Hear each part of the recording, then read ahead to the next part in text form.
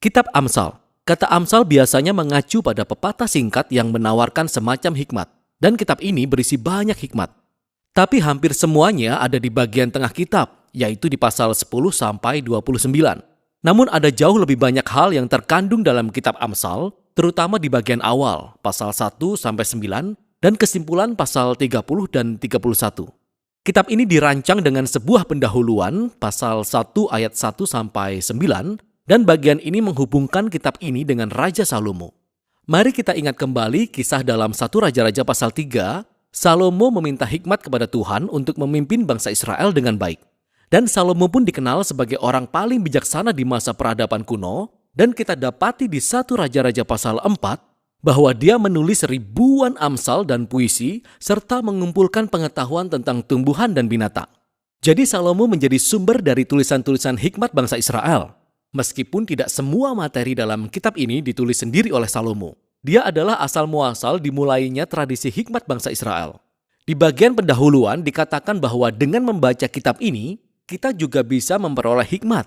Nah, hikmat bagi sebagian besar dari kita berarti pengetahuan. Tetapi sebenarnya kata Ibrani, hokmah, memiliki arti lebih dari sekedar aktivitas mental, tetapi juga suatu tindakan. Jadi pikirkan tentang keahlian atau penerapan ilmu. Inilah alasannya mengapa dalam kitab Keluaran pasal 31, para seniman dan pengrajin di Israel dikatakan memiliki hokmah. Jadi tujuan dari kitab ini adalah untuk membantu kita mengembangkan seperangkat keterampilan praktis untuk hidup dengan baik di dunia milik Tuhan, dan ini terkait dengan gagasan kunci lainnya dalam pendahuluan, yaitu takut akan Tuhan. Nah, kata takut di sini bukanlah tentang teror, tetapi tentang rasa hormat yang sehat dan kekaguman kepada Tuhan, dan tentang kedudukan kita di alam semesta. Ini adalah pola pikir moral yang mengakui bahwa saya bukan Tuhan, dan bahwa saya tidak bisa menciptakan definisi saya sendiri tentang baik dan buruk, atau benar dan salah. Sebaliknya, saya harus merendahkan diri di hadapan Tuhan, dan menerima definisi Tuhan tentang benar dan salah, meskipun hal itu tidak nyaman untuk saya. Nah, pendahuluan ini membawa kita pada bagian besar pertama kitab ini, yaitu pasal 1 sampai 9. Yang tidak berisi satu baris pendek kata-kata hikmat. Sebaliknya, kita justru menemukan 10 nasihat dari seorang ayah kepada anaknya. Tentang bagaimana seorang anak harus mendengarkan hikmat dan menumbuhkan rasa takut akan Tuhan dan taat kepadanya. Yang artinya, hidup dengan penuh kebajikan dan integritas dan kemurahan hati yang kesemuanya mengarah pada kesuksesan dan kedamaian. Sang ayah juga memperingatkan anaknya tentang kebodohan dan keputusan jahat dan konyol yang akan menumbuhkan egoisme dan kesombongan yang kesemuanya mengarah pada kehancuran dan rasa malu. Jadi seorang anak harus membuat pencarian kebijaksanaan dan rasa takut akan Tuhan sebagai tujuan tertinggi dalam hidupnya. Dan cara berpikir ini membentuk logika moral keseluruhan kitab ini. Nah, nasihat dari sang ayah ini memberi petunjuk kepada kita tentang apa literatur hikmat dalam Alkitab itu dan apa perbedaannya dengan bagian Alkitab lainnya.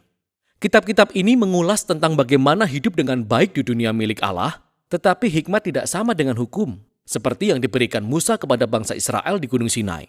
Dan hikmat juga tidak sama dengan nubuatan atau ucapan ilahi kepada umat Allah. Sebaliknya, literatur hikmat merupakan akumulasi wawasan umat Allah dari generasi ke generasi tentang bagaimana hidup dengan penuh rasa hormat kepada Tuhan dan sesama.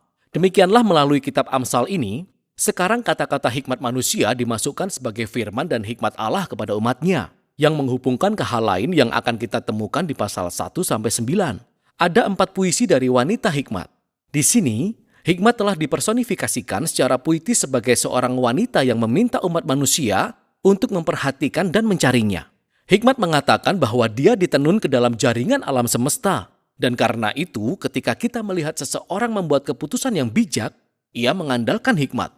Jadi jika kita melihat seseorang yang bermurah hati atau memiliki integritas seksual atau menegakkan keadilan, ia sedang menggunakan hikmat.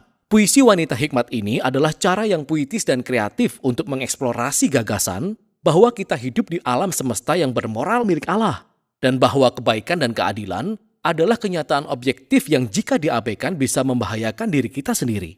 Jadi takut akan Tuhan dan hidup bijaksana berarti hidup seirama dengan alam semesta. Nah, 2 rangkaian nasihat dari sang ayah dan wanita hikmat ini menciptakan klaim yang kuat tentang kitab ini sehingga kita tidak sekedar membaca nasihat yang baik, tetapi kita sedang membaca undangan Allah untuk belajar hikmat dari generasi-generasi sebelumnya.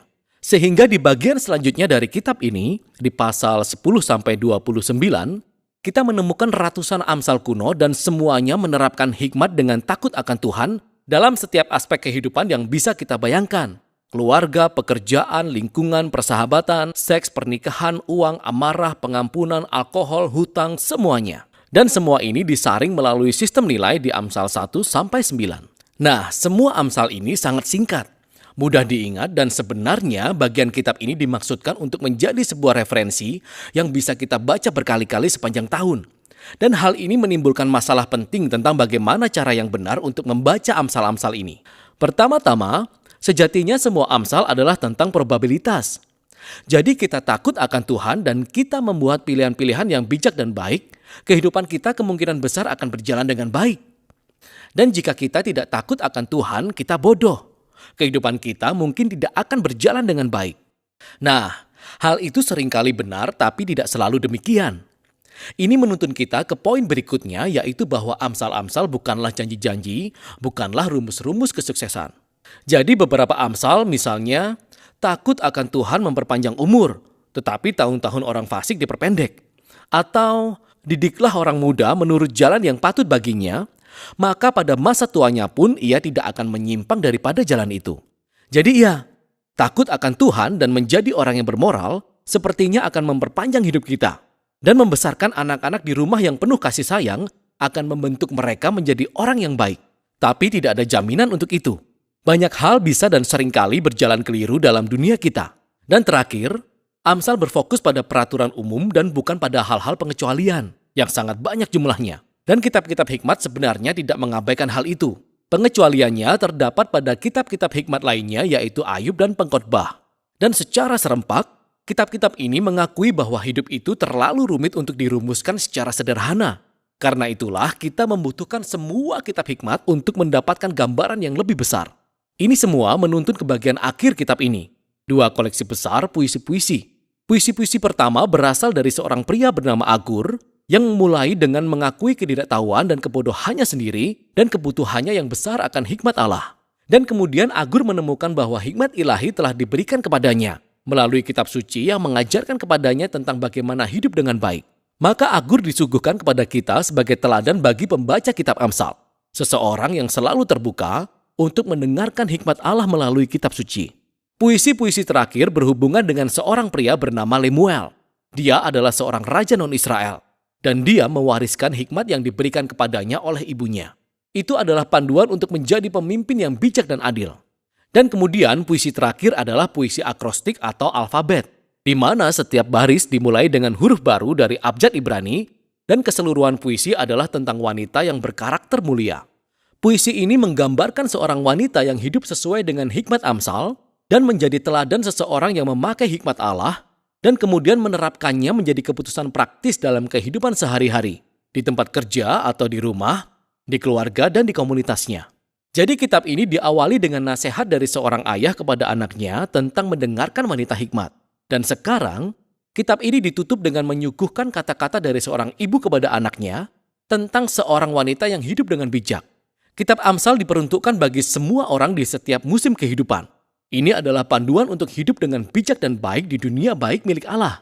Dan itulah isi kitab Amsal.